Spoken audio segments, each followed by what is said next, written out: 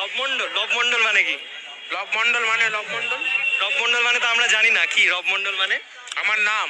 ও তোমার নাম রবমন্ডল, আচ্ছা। ভাইয়ের নাম বলছে, ও মানে মানে বলা যায় নাকি? আচ্ছা, তো রবমন্ডল বলো, তুমি পরীক্ষা কেমন দিয়েছো? ফাটাফাটি পরীক্ষা। ফাটাফাটি পরীক্ষা দিয়েছো, কত অ্যান্সার করেছো?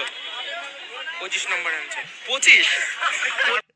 ফাটাবে আনসার, বা ভালো ভালো। না না, শুধু তো মানে এমসিকিউ তো 17 নম্বর ছিল, তার হ্যাঁ, আর? ভালো নাম্বার ভালো হয়েছে।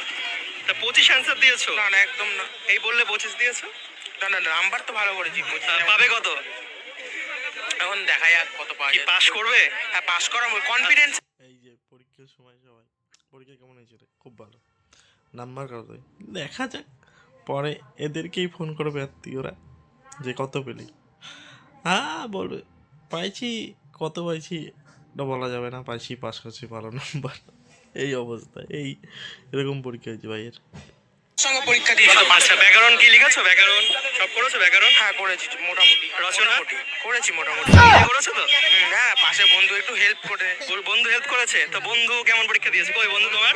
বন্ধু চলে গেছে। বন্ধুর না দেখলে পরীক্ষা কি করে হবে? পরীক্ষা ভালো হবে না, বন্ধুর না দেখে পরীক্ষা ভালো হবে না। বন্ধু যেটা লাগবে ওটাই লেখা হবে, পরে টুক করে বন্ধু বলে ভুল হয়েছে কেটে দেবো। এই ওই অবস্থা।